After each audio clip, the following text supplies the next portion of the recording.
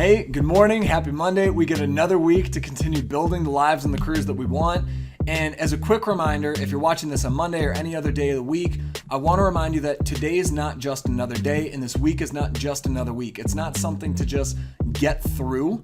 It's whatever it is that you want for your life or your career or something in the future. It's not just going to come to us on its own. And so every day matters, and we need to make progress every single day, even if it's a little bit. Every day matters and every week matters. So what we're going to break down in this video, and I'm very excited to talk about it, but I want to define and explain how to think about an unlimited potential future. Now, I know this sounds, a little strange, like unlimited potential. What does that even mean? So I want to break down kind of my thoughts around how I define that and how I think about it. But then I also want to explain what I believe are 6 requirements in order to have an unlimited future.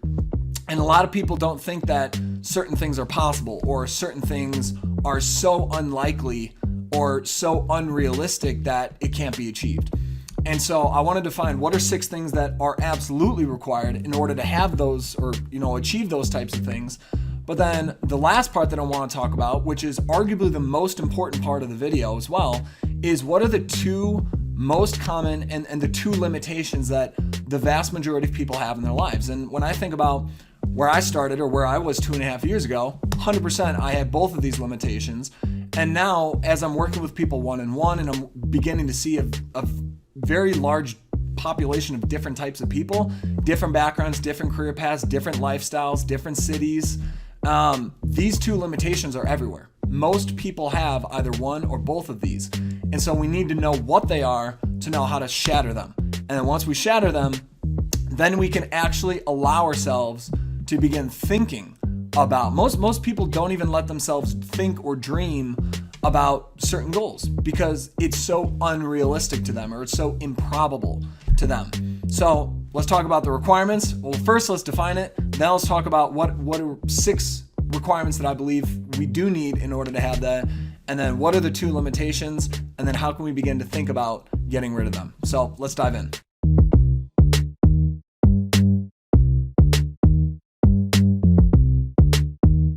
So I want to start by defining how we can begin to think about, in terms of words, how can we define what is an unlimited potential future?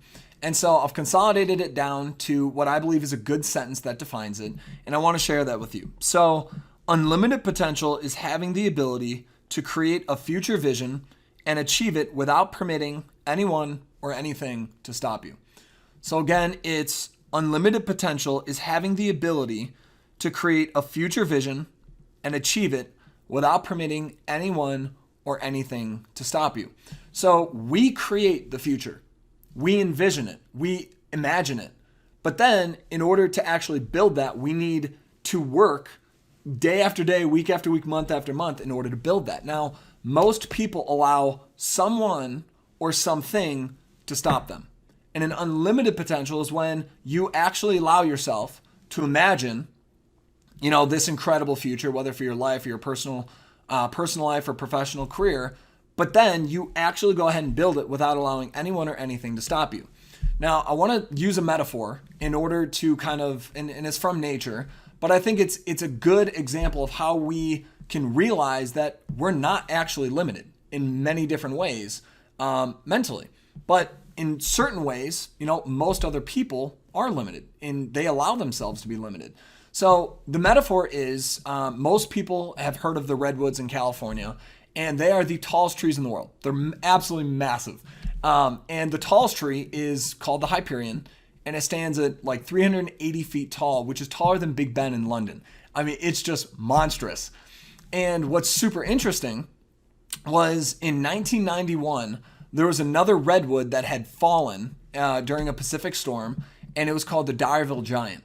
And that tree, which is still laying on the floor today, and it's still absolutely enormous, but supposedly it stood between 370 to 400 feet tall. And so arguably, it was within the same range, a competitor, if you will, for one of the tallest trees in the world. But it still fell at roughly the same range, 370 to about 400 feet tall. And so when we can think about these trees that are, the tallest and greatest trees in the world, well, they're still limited. And it's because of the internal genetic sequencing, their DNA. It's literally, they have coding within their genetic profile that says or allows them to grow to a certain height, but then after that point, it's not happening. And we can think of, so that's the internal sequencing limiting the tree or the trees, that species. But then also you can think of the environment. So those trees, they need all sorts of nutrients. They need soil for nutrients. They need the sun for energy. They need water. They need all these things in order to grow and actually flourish to their limit.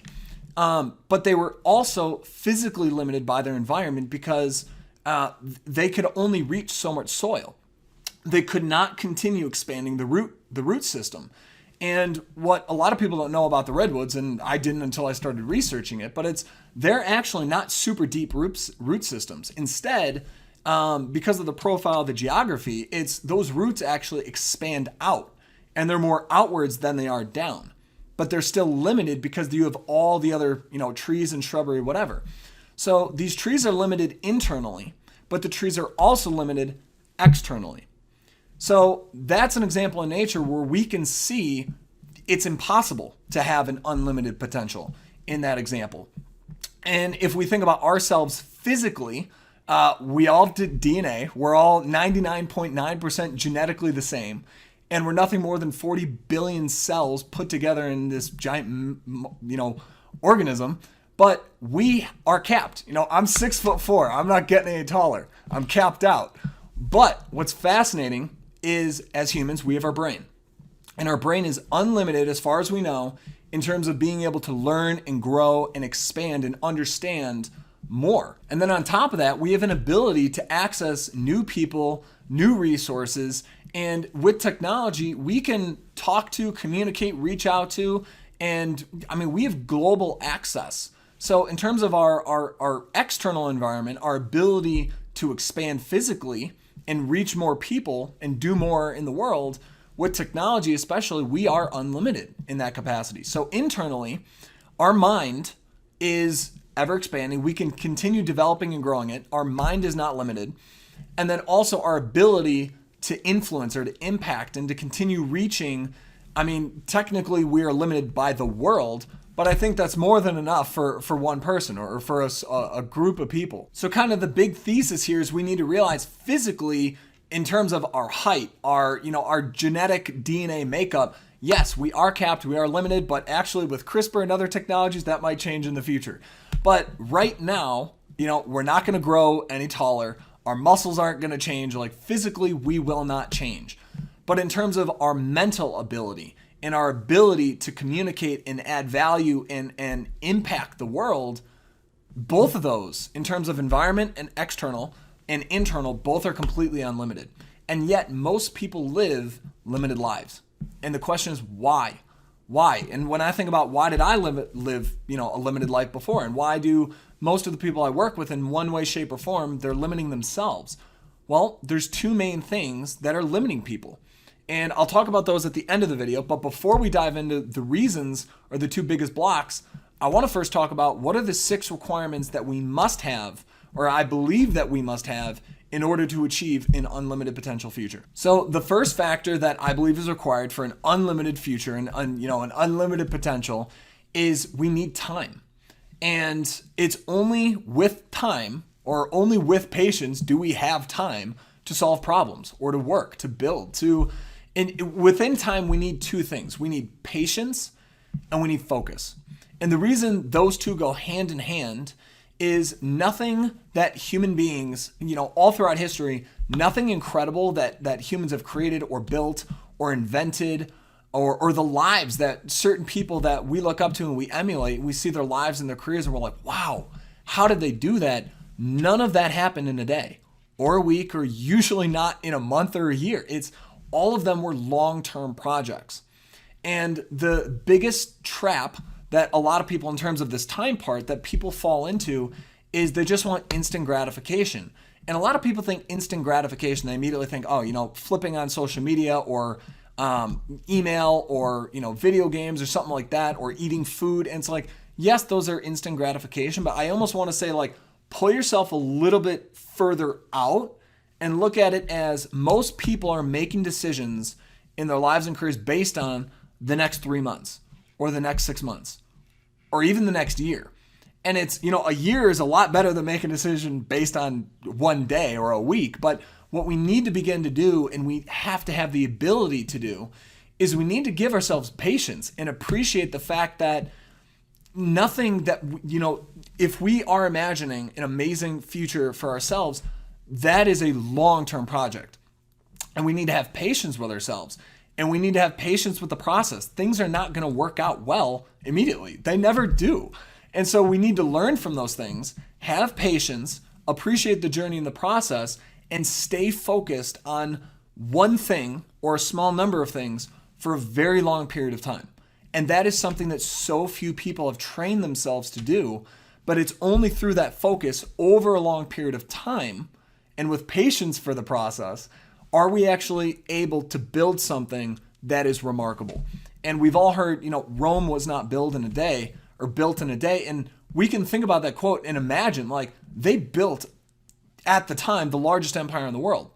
And they surrounded the entire Mediterranean Sea. And none of that was built in a day or a week or a month or a couple years. It took them a long time to build the city, to build the army, to expand. And it's you can only imagine the amount of focus, both in terms of mental focus, but then people and resources, and to be able to do something like that.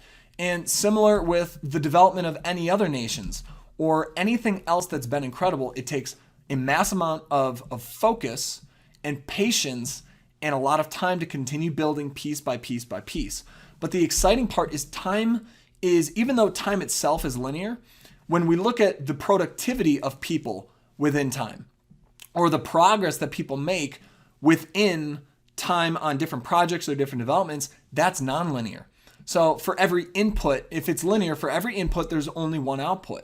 But when we look at technology, when we look at people's lives, they don't just do one thing for a very long period of time and keep getting the exact same thing. They improve, they compound, they get better over time. Maybe the first time that they do something, it takes, an hour. Well, after they do that for a very long period of time, it keeps getting better and better and better. And it's not in a linear formation. It's exponentially better until eventually they hit, maximum efficiency. But we can think of our lives and what we want to build as we need focus on it. We need to know exactly what we want. And then we need to focus on it for a very long period of time and have patience with ourselves to keep building. So now the second main factor I believe is absolutely necessary for an unlimited future, for our personal lives, for our careers, but then also if you're building a business or a nation or anything, it's anything that needs to be developed needs resources. And when we can think about our personal selves in terms of resources, we need two things in order to have an unlimited future. We have to have investment capital to continue building and investing in the future that we are building, but then we also need relationships. So, and people for help, for guidance, for advice, for work, for assistance, for whatever. So now let's kind of break those two down separately. So most people believe, well, I don't have the money to do what I want, so I'm limited. But you're not. You just don't know how to access capital from other people. In order to get, if you think of any large scale project, almost always there's not just one person who has all the capital required in order to make that thing happen. Or even if they do, they usually don't want to do just their capital because it's often too risky. If the project fails, all right, now they're out everything. It's 100% risk. They're not willing to take that risk. They're going to invest their money elsewhere for a decent return. And so what we can begin to know is in order for us to build something large, we have really two options, and both are unlimited futures. One is we either build something that's going to consistently generate the investment capital and we keep investing it in, and that's going to compound over time and grow. Or we can know that we can access investment capital from other people. Now, in order to do that, you need to know how to influence, communicate, negotiate, and build those deep relationships with people. And that kind of feeds into the second part, which is we always need relationships. So in terms of resources, again, it's investment capital, but we need relationships. And now on the relationship side, we have the ability to meet to build relationships with, and to work with anyone in the world that we want. And as long as we have access to them, and usually that's going to be through technology. So when you think about your life and your career and the future that you want to build, know that in terms of having an incredible future, you're going to have both of these figured out. You're going to have to know where's the money coming from to consistently invest in me. So your skills, your knowledge, your experiences, whether that's books, courses, education, coaching, mentorships, experiences, being able to travel and go see things professionally or be a part of someone else's project. But like, we're always going to have money to do things. And so we need to figure out, where's this money coming from? And then how am I going to be strategically using this capital to invest? Most people spend before they invest. And that's why most people don't have the lives that they want.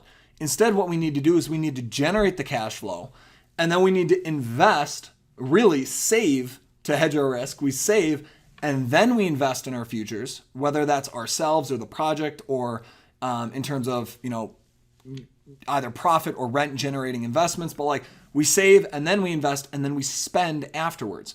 Most people spend on themselves before they invest in building a better life and career. And it's backwards. We need to invest before we ever spend. So that's the money side. And then in terms of the relationships, the better we are with people, we will access more capital, but we'll also be able to access knowledge, information, and opportunities that otherwise most people limit themselves as well on the people side, because they're afraid to go out and meet new people, to build new relationships. Now, the third required factor for an unlimited future is we need to be an experimenter. We need experimentation. And so what I mean by that is we need to have an idea. We need to be able to actually take action on that idea and know that for the most part, usually what we initially think is right is almost never right. We always have, failure or a bad outcome, or this thing doesn't work out, but we need to be able to test it live and see what happens. And then after that experiment, after that test, that action, we're going to get the result, and we need to be able to disassociate emotionally from it. We need to be able to look at it objectively and say, what happened? Why? What went wrong? And then we need to be able to learn from that and then take that feedback and reapply it to the next experiment, the next hypothesis. And then we apply it again, we test it, we see what happens, we get an outcome, we learn from the outcome, we bring that back, we rethink, and then we reapply, and so on and so forth. And it's the cycle. But most people stop themselves in that initial stage. So a lot of people spend their whole lives planning, but not a whole lot of doing. And so yes, planning is crucial, but we could plan until we die and have nothing to show for it. So instead, what we need to do is know that action is more important than trying to come up with a perfect plan, because that perfect plan, more often than not, is not perfect. And it's not going to be right the first time. It's going to be wrong. But we never know that until we actually do it and learn from it.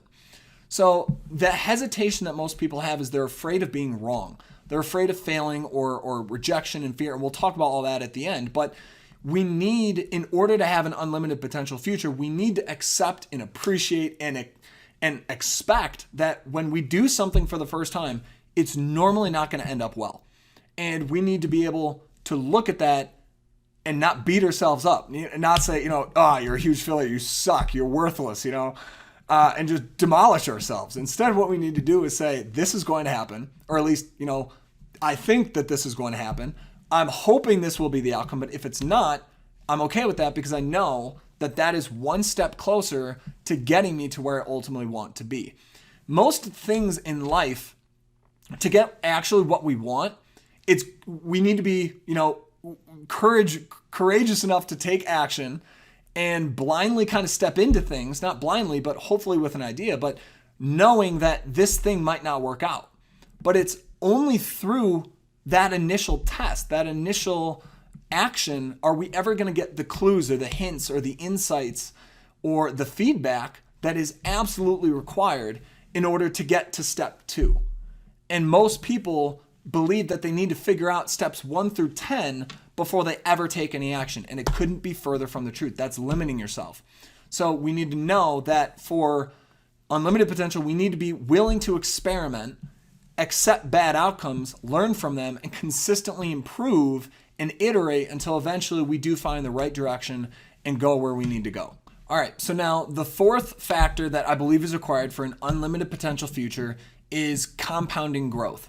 Now, if we were to take growth and kind of break that down, we can bucket it into three main categories of skills, of knowledge, and of experiences. Now, think of skills as things you can actually do or use, but think of knowledge as an understanding of a thing or of a subject.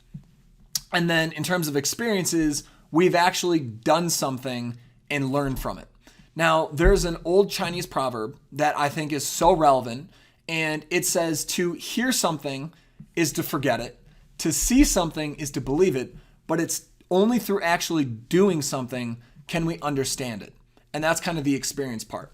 So we need all three of these pieces. We need skills, we need knowledge, and then we need to actually take our skills and knowledge and apply it and test it and get experience. And then it's through that experience do we actually understand something.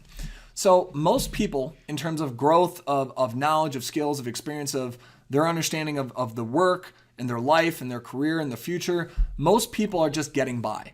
They will move up the ladder, or they will invest in themselves to a certain extent to be able to maintain. And there's a huge difference between maintenance and improvement, of consistency and complacency versus building. And what we don't want to do, we cannot allow ourselves to get trapped, to fall into this maintenance period of I know what I need to know to do what I need to do to get by, but I'm not getting better. I'm not improving my life. I'm not improving myself, my future, my family, my friends. It's most people are just coasting. And when they get a promotion, once every 3 years, or maybe they take on additional responsibility every 6 months or 12 months, it's only at that point do they say, okay, now I need to learn something new. And then they'll learn what's required. And then once they've learned what's required, then they just flatline and they just stay the exact same for a long period of time until again, there's another step up. And then okay, now I need to learn something new. And then they do. And so they're reactive in their growth rather than proactively building a future. And we need to be able to be on the proactive building mentality as opposed to the reactive maintenance and being able to sustain what we have. Think of it as offense versus defense. Most people are playing defense with their growth. This is, I need to know what I need to know in order to keep what I have. But they're not playing offense in life. They're not consistently improving themselves or their skills, knowledge, and experiences in order to, aggressively build a better future for themselves and those around them. So 4 kind of main points that I want to break down for skills, knowledge, experiences. The first is so we need to consistently invest in new skills and knowledge. And that is going to be, if we have a vision of what we want, usually who we are today, we are not the person that's capable of doing that thing yet. And so we need to become that person. But in order to become that person, we need to learn new things. We need to learn new skills, understand new knowledge, and we need to actually apply it and get experience so that we can actually understand what we need to do, what needs to be changed, what works, what doesn't work, etc. So we need to invest in new skills and knowledge so that we can actually take that new skills and knowledge and apply it and get more experience, relevant experience. But then kind of the second point that I want to bring here is we need to consistently get deeper in our understanding of what we currently do know and consistently get better at what we currently do. And the way that Google encourages people, and especially their senior leaders, in terms of developing themselves, their minds, and their understanding of the business, and they recommend a T shape. And what they mean by a T mindset is they're very good and they're very deeply knowledgeable in one or a couple of areas, but they also vastly understand and pretty well understand all the other pieces. So they don't have a singular mindset, they have an expansive mindset. And it's through the expansive understanding and through all those other pieces of knowledge and their deep experience within one or two areas where they're able to think creatively in ways that other people can't. And we need to be building that. And the only way to do that is consistently invest in the T part, but then also make sure that we're nurturing and consistently getting better at the one or two things that we're deeply knowledgeable about or very skilled in or very knowledgeable in. And now the third part that I want to bring or talk about in terms of compounding growth is most people learn through experience, their own experience first. And we don't want to do that because that takes an enormous amount of time and resources. So instead, how we want to approach growth is we want to start with learning from other people's experiences first. And the best way to do that is through investing in those experiences, learning from those experiences. So that could be books, courses, coaching, mentorships, apprenticeships, internships. Like there's all these different ways to invest in learning from other people. And in order to do that, we're going to save ourselves an enormous amount of time, years, decades. And that's why when I think about what is the single best investment that we can possibly make in terms of a return on investment, it's books. We're able to spend 10, 20 bucks, maybe 30 bucks max for a book that has taken someone's decades worth of experience. And not only has that person condensed it down, but they've actually taken an enormous amount of time to parse through their entire life and their experiences and cut away what was totally unuseful and would not help other people, but then taken what was super useful, condensed it down and compacted it, and then organized it and then prioritized it into a step by step by step. I mean, there's no other investment where we can take 40 years of knowledge, condense it down, structure it, and then digest it in a step-by-step format. It's unbelievable. And very few people read. And so that's just one example of how we can learn from other people's experiences. But then after we've learned from other people's experiences, that kind of goes back into the experimentation is, okay, now we have a basic understanding of what we think we need to do, formulate our initial plan, and then we need to actually test it. And that leads into the final part, which is only after we've learned from other people's experiences should we invest in learning from our own experiences. Because again, learning from our own experiences is going to take a lot of time, a lot of energy, a lot of emotion, a lot of resources. And so wherever we can in life, in terms of skills, knowledge, and experiences, we always want to first invest in learning from others. After learning from others, create kind of our plan or our hypothesis, whatever, and then we test it and we learn through feedback from our own personal experiences. And as we do that compounding growth, where the building mindset we consistently build over a long period of time, we just keep building, we keep getting better, and it compounds. Knowledge, skills, and information, all of that compounds. Creativity compounds. A lot of people think only money compounds. That's not true. The more that you know and the more that you understand, you will become more creative. And then as you become more creative, you can solve problems and innovate and come up with new ideas that other people can't. That consistently gets better over time. You become significantly more valuable in the marketplace than other people because you're adding more value. So now what I believe is the fifth required factor for an unlimited potential future is we need clean, consistent, and high grade or high performing physical energy. Now, think of yourself as a Ferrari. We are, barring any limitations or, physical limits or mental limits, etc., we are 99% genetically the same. So we're all given a Ferrari at birth. And we have this body, and we only get one, as far as we know, right now. But we have this body, and we're capable of a body and mind, and we're capable of doing amazing things.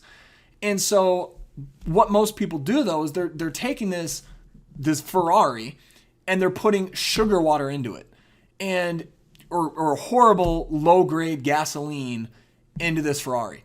And so what's capable of doing 250, 300 miles an hour, I'm making those numbers up, but what's capable of doing an incredible, speed, they're limiting because of the inputs and what they're putting into the vehicle itself.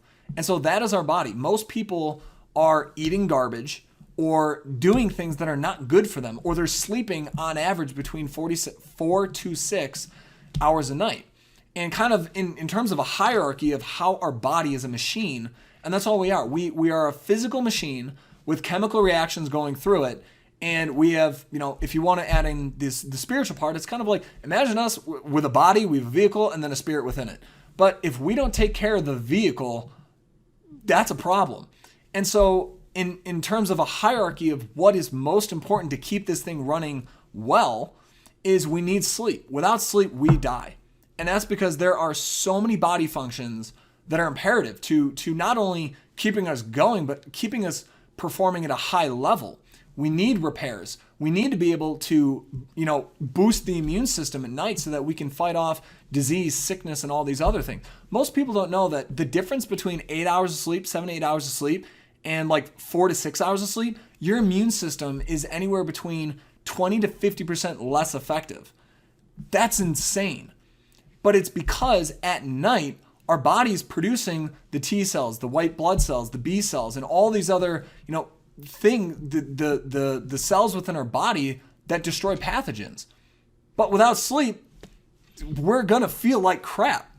So sleep is number one. We have to sleep to win. But then in terms of after that is nutrition.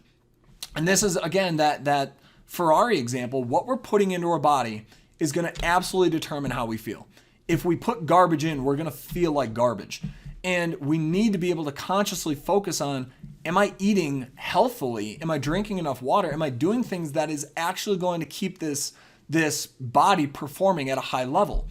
And the other thing I want to quickly talk about is most people are exhausted after lunch. Well, that's because they're clogging themselves with an enormous amount of dense proteins and dense carbs that take your body, anywhere between 2 to 6 hours to break down. And it takes a lot of energy and a lot of blood flow to your stomach in order to break that food down. So if you have a really large lunch with very dense food that's it's not very water dense, you're gonna tank after lunch because you're so tired.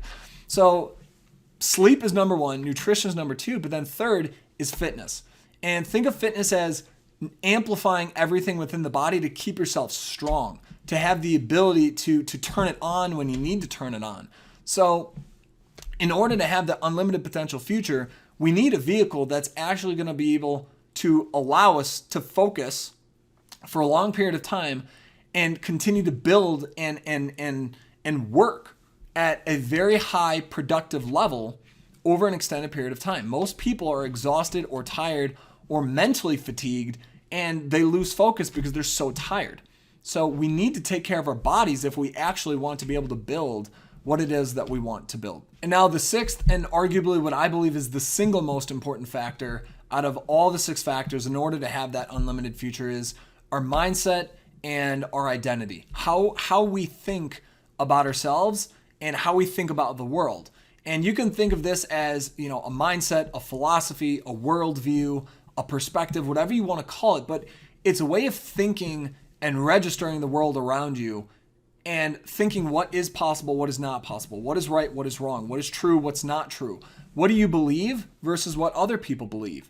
What do you value versus what other people value? How do you perceive yourself and think about yourself relative to how other people perceive you or think about yourself? And it's a very, to be able to talk as much and explain as much as this identity or this mindset requires, is we can't do that in a video. But there are several points here that I want to talk about that I think will get your mind turning in a way that will be beneficial to begin to see how important this mindset shift is, this identity shift. So the first part is strong beliefs. And I want to share 3 beliefs with you here that they're choices. That is the tricky part about a mindset, is there's no right and there's no wrong. For someone to tell you that your mindset is wrong, well, that's them taking their mindset and projecting it on you, taking their beliefs and values and worldview and projecting it on you. So for us, we need to realize there is no right or wrong. There is no definite one singular answer. It is a choice. And we get to choose what to believe. We get to choose what to value. And no one can tell us that it's wrong, because that's their opinion. And so we need to form a mindset, a philosophy, a worldview that is going to serve us and is going to help us build what we actually want to build without limitation, without letting anyone or anything limit us. So the first so there are 3 strong beliefs here that I want to share with you. So the first one is a bad outcome is not failure. Failure is choosing to give up and to throw in the towel. So what I mean by this is most people do something once and it doesn't work out and they go, oh, I failed. I'm not good at that. That's, done with that. Moving on to something else. Instead, what we want to know or choose to believe is a bad outcome doesn't mean I failed. It just means that I now have more information, more experience, more understanding of the thing itself. I can take that back to the lab, replan, reorganize, structure another hypothesis or, another experiment, and then I'm going to reapply my improved knowledge and see what happens and keep iterating until eventually I succeed. Most people don't believe that. They do something once, they get burned, and then they're like, I'm done with it. But they never figure out how to take what they learned and then tweak something, reapply it, and then see what happens. And I know I talked about that earlier in the video, but that's a mindset. That is a choice to view the world like that. So now the second belief is problems cannot exist without solutions, and problems are nonlinear. For every problem, there's one or multiple solutions. Now, this is kind of meta, but if you think of what is a solution, if I were to say, all right, go out and find a solution, well, you wouldn't be able to come up with a solution until you knew what the problem was. There cannot be a solution without a problem. Similarly, if you were to flip that, you can say, well, there cannot be a problem without a solution. So for every problem, there has to be at least one solution. But the way that the world works, or at least most things in the world work, is for every problem, there's one or multiple solutions. And so when we have this belief that something sucks, something didn't work out, this is, not what, something is not going your way, well, that's a problem. And for every problem, there's a solution. And so internally, if you have that mindset, yes, I'm going through hell right now, or this thing is blowing up, or it's not going my way, but I know there's a solution, and I just need to find it. I need to keep iterating until I eventually find that solution, or one of the many solutions that will eventually allow me to keep progressing, to keep building. So now the third is success is making progress every day towards your deliberately chosen vision. And now what I mean by this belief is a lot of people believe success is defined by other people, or your status compared or relative to other people, whether that's money, prestige, significance, title, reputation, all these personally driven things compared to other people. But I would argue that, well, eventually you're going to hit a point where it flatlines. It no longer motivates you.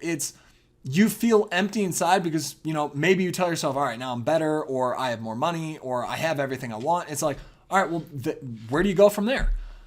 You're going to hit a point where you're so empty and so unmotivated and so unfulfilled because you've already done, and there's no future for you. And so that's where we need to define success as, I am choosing what I want to build, and as long as I'm building that thing that I deliberately chose and planned and decided upon, and I'm making progress every day, I am succeeding because I'm building what I told myself I would, as opposed to worrying about all the other crazy things going on in the world and what everyone else is trying to tell you to do. You're deciding for yourself, that's what I want, I'm building it, as long as I'm doing it, I am successful. So those are three really strong beliefs that when you condition those into you every single day, your life will massively change. So now I want to talk about internal motivation driven by vision and purpose. So this is another really important part of mindset and identity. So there's a huge difference between internal motivation and external motivation. And if you live a life driven by internal motivation, you're going to have a very different life and career than someone who's driven by external motivation. One is unlimited, the other is absolutely limited.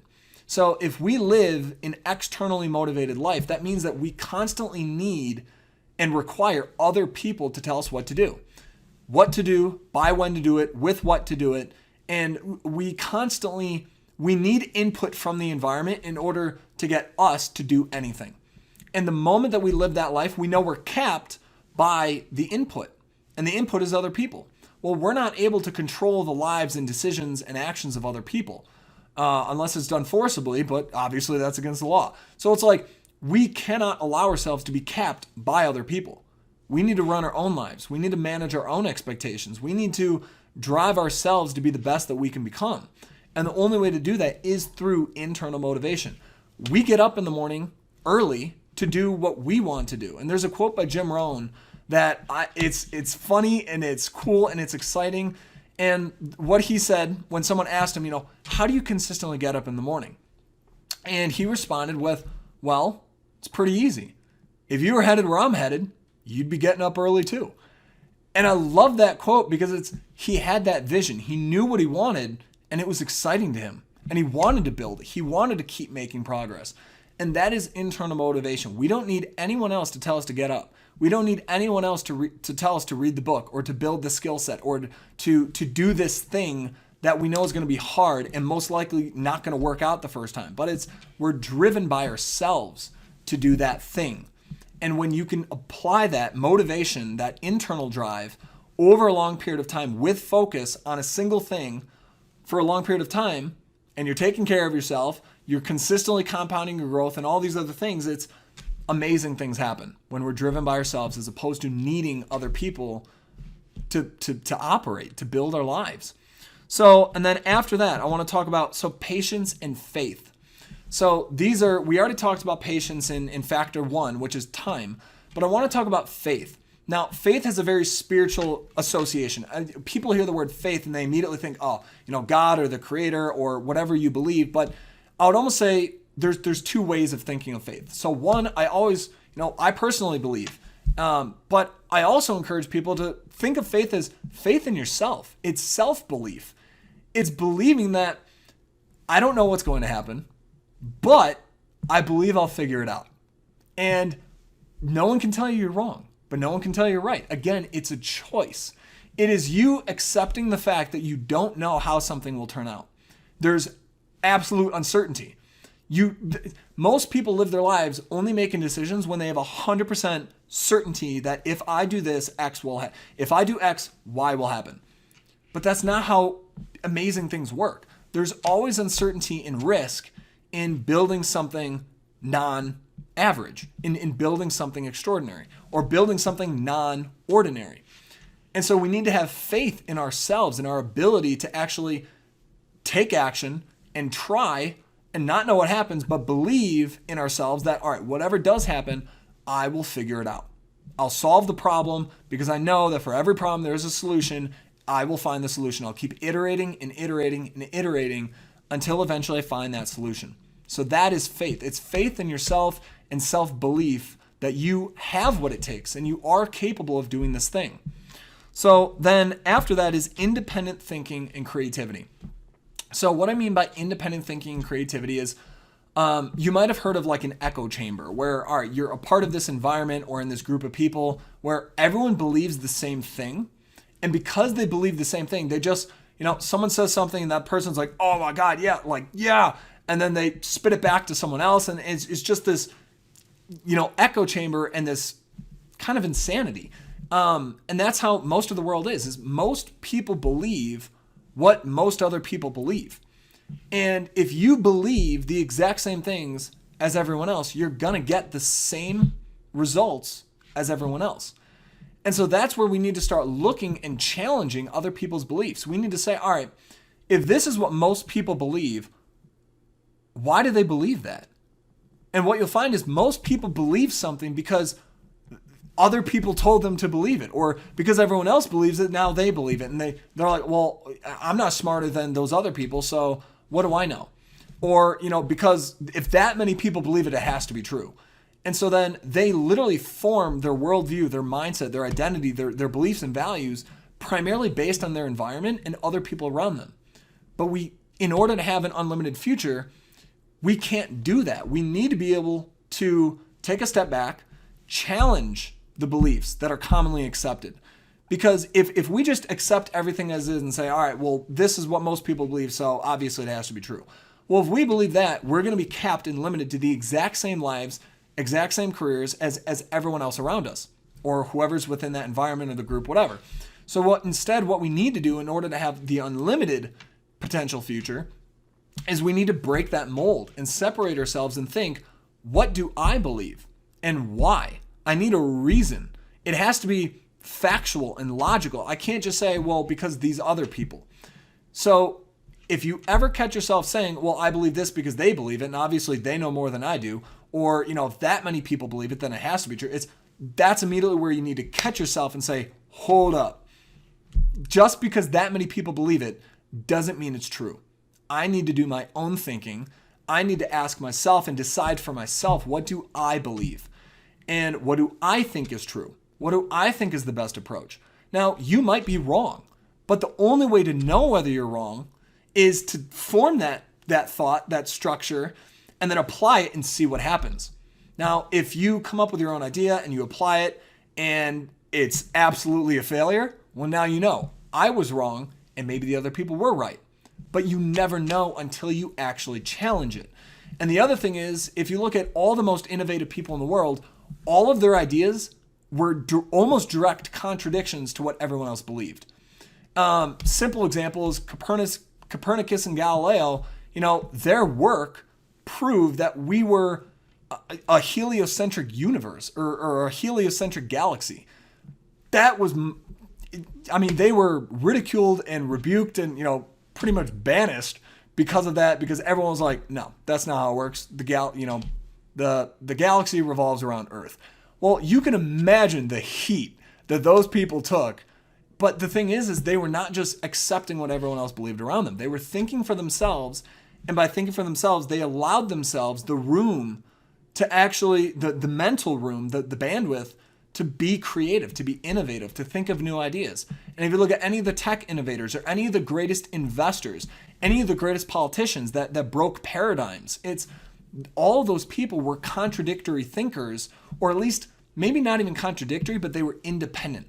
They thought for themselves, and then they took their ideas, structured them, applied them, and saw what happened. So the more independent thinking we are, we'll be more creative, and then we'll actually have better ideas because we're not just agreeing with what everyone else around us thinks. So now the final part that I want to talk about for identity and mindset is strong self-discipline paired with courage. Now, I've talked a little bit about this in previous videos, but I just bring it up because it's so important. Courage. Courage doesn't mean that you're not afraid. It means that you're afraid, but you do it anyways. And that's a quote from Tony Robbins. But when we think about life, there's either we can live out of fear, which is we're afraid of failure or rejection or self-doubt or judgment from other people. Or there's courage, which is we accept the fact that, yes, I'm afraid of all those things, but I'm going to do it anyways because it's important to me and I need to do it. So we have to live in that direction. And the thing is this will break down. We can't just rely on willpower. A lot of people say, I'm just going to force myself to do it. That will not last. Willpower does not. It's kind of like one tank of fuel. Once you're through that tank of fuel, you're depleted. You are just mentally fatigued, physically fatigued, emotionally fatigued. It runs dry. And so instead, what we have to build is we have to build the muscle of self-discipline, where it's I will consistently do this until I get what I want, until I achieve that outcome, that vision that I'm building. But very few people have built the self-discipline and paired it with the mindset of courage that I'm going to be doing this even though it's extremely uncomfortable. So now to wrap up the video, what I want to talk about is the final piece, which is what are the two biggest limitations that most people have? Why, if we know that these are the 6 things required, and we know that people do have dreams, or at least they've potentially thought of certain things, but for them it's unrealistic or improbable or unlikely, or I'm not good enough in some way, shape, or form.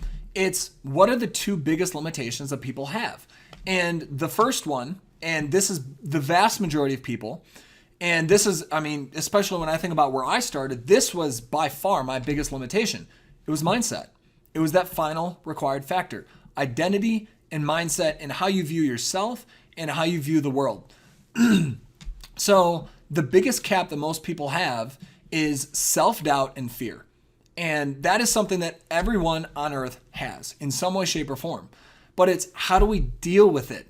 And do we have the courage to get through it regardless, knowing that it's there, but we're still deciding to do it anyways? So, and as a brief example, the first YouTube video that I ever shot, it took me half a day to make because I just kept redoing it and redoing it and redoing it because getting on screen and doing this was so uncomfortable.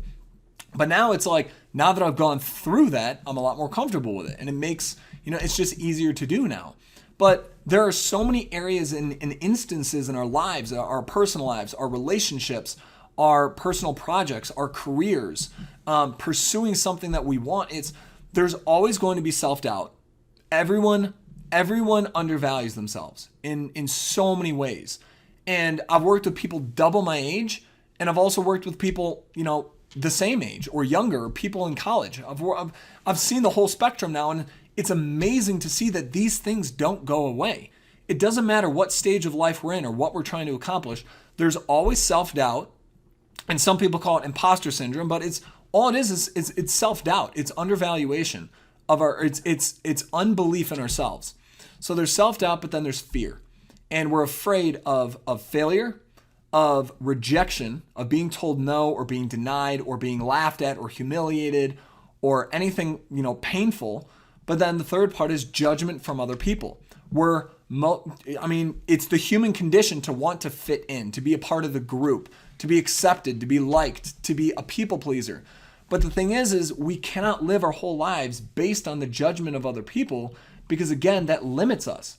And that goes back to the resources as well as the internal motivation. Like, if we are motivated by other people or all we do is think about other people, well, we're capped by those other people. So the single biggest limitation people have is themselves mentally. They allow the self-doubt and the fear to stop them from doing what they actually want to do with their lives and their careers. And usually the biggest, if I would say, what are the two biggest? I would say it's fear of judgment from other people, especially if you're already successful. It's almost a bigger trap because you've already hit a level where you've impressed other people, or you're making a lot of money, or you have a very strong reputation or status or significance, and people look up to you. That's the hardest place to make changes because you've already had that flavor, that taste, and it's to give that up to pursue something else that's uncertain and risky and potentially not as, initially not as great. But the thing is it doesn't matter how good this thing is if you don't want it, if you're not happy, if you're unfulfilled, if oh my gosh, I can't imagine doing this for the next 20 years or 10 years or living this way for the next 20 years. It's like, at what point do you make that decision that I want to live a different life and I need to go start building that, because it's not going to happen on its own.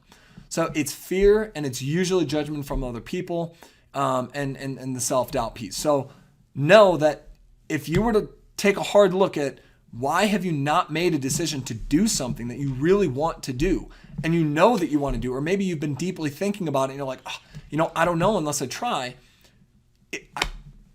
Without knowing what your situation is, I would say it's most likely going to be that mindset piece. You're limiting yourself in some way, shape, or form, whether it's through fear or self-doubt. So take a hard look at that. And then the second piece that most people are limited by is physical energy. Again, most people are operating physically and mentally in terms of energy and performance level anywhere between 30 to 60%, 30 to 70%. They know that they're capable of more, but they either just don't care enough or they're not taking care of their bodies in a way that they naturally feel good, energized. It's 7 or 8 a.m. and they're electric. Most people don't actually wake up and start working, like working, deeply focused until like 11 or noon. And then maybe at 10. And so they're groggy in the morning, they're chugging coffee, and they're finally hitting a point where all right, now, I feel good, now I'm awake. And well, then they only have like an hour or two of work, and then it's lunch. And then they eat a huge lunch, and then they're just exhausted after lunch, and then they slog through 3, 4, 5, 6 hours of work after that. And at the end of the day, they got a little bit done. But it's nowhere near what they're capable of doing. And so they're physically limiting themselves by not structuring and systematizing a way of living in terms of their sleep, nutrition, and fitness that's going to keep them operating every single day between 90 to 100% performance. So kind of take those two pieces there and think about, for your life, what is limiting me mentally And then what am I doing that I know is harmful or negatively impacting my day-to-day performance level of my physical energy? Am I getting enough sleep? How am I eating? What times and like, how am I actually eating in terms of meals, sizes, quantities? Is it strategic, or am I slogging through the day because I'm so full and I'm always digesting these massive meals? Or and also in terms of sugar, having excess sugar is going to impact your hormones, and then ultimately your hormones will affect your emotions. So if you're eating like crap, you're actually usually a lot more emotional about things, which again is going to affect your cognitive ability and your ability to think clearly and logically, rationally. So those are the two biggest limitations. And to be able to take a step back and scrutinize where are these things not where they should be. For my personal life, for my personal career, I promise you're going to find stuff that I call that the dark side of the moon. There are things that you don't want to take a look at.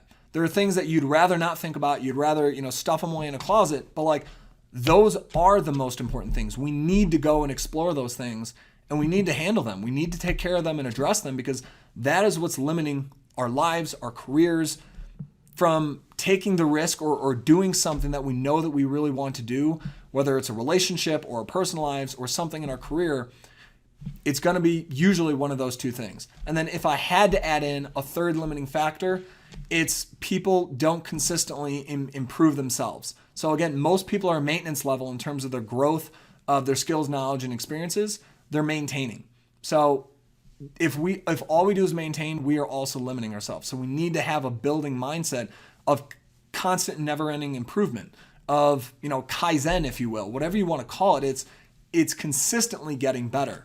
So those are kind of the two summary points that I wanted to share with you, and then the third was the growth part. But I hope you found this video super helpful and very relevant when you're thinking about your life and career, and consistently building and hopefully building an unlimited potential future. And I wrote down one final question that I want to share with you, which is it really true that other people or circumstances are limiting you? Or have you been limiting yourself? And I want to leave you with that, because most people blame the environment or their boss or family or friends or the government, or the blame is always on other people. Well, if all we do is blame other people, and those are the limitations, well, we're helpless. Like, there's nothing we can do to control those things. And so instead, if we can turn that internally and say, is it actually me? Am I limiting myself? Well, all of a sudden now you have control again, and you can actually do something to change it, to change your life, to change your career, to build what you want. So if you found this video helpful, I encourage you, please, like, subscribe, etc. But then also, if you are thinking about making a career transition to build a more fulfilling and a wealthier future, I have a free video case study on my website that I encourage you to go and check out. I break down what is the 3-step process that when I work with someone, what does that look like? And if anything, I think it'll give you a lot of clarity.